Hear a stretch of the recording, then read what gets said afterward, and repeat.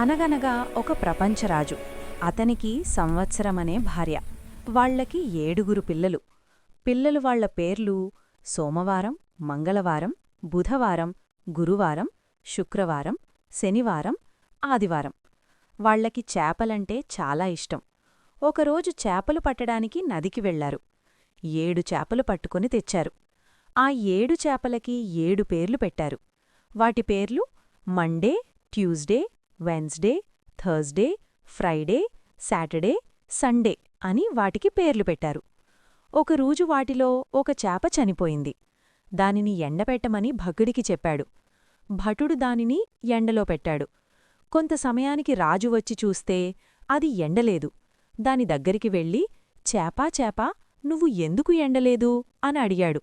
దానికి చేప గడ్డిమోపు నీడ అడ్డొచ్చింది అని చెప్పింది.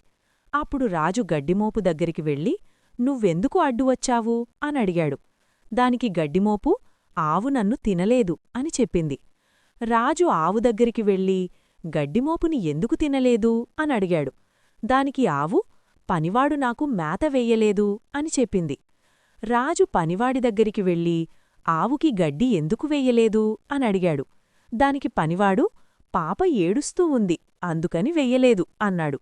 రాజు పాప దగ్గరికి వెళ్ళి, పాపా, ఎందుకు ఏడుస్తున్నావ్ అని అడిగాడు. దానికి పాప, చీమ కుట్టింది అని చెప్పింది. రాజు చీమ దగ్గరికి వెళ్ళి, చీమా చీమా, ఎందుకు పాపను కుట్టావు అని అడిగాడు. అప్పుడు చీమ, నా బంగారు పుట్టలో వేలు పెడితే కొట్టనా అంది. అప్పుడు రాజు నవ్వుకుంటూ వెళ్ళిపోయాడు. ఈ కథ నేను కొంచెం మారుస్తూ వెరైటీగా చెప్పాను. నచ్చితే లైక్, షేర్ మరియు సబ్స్క్రైబ్ చేయండి. ఇది మన తాత ముత్తాతలు కాలంనాటి కథ.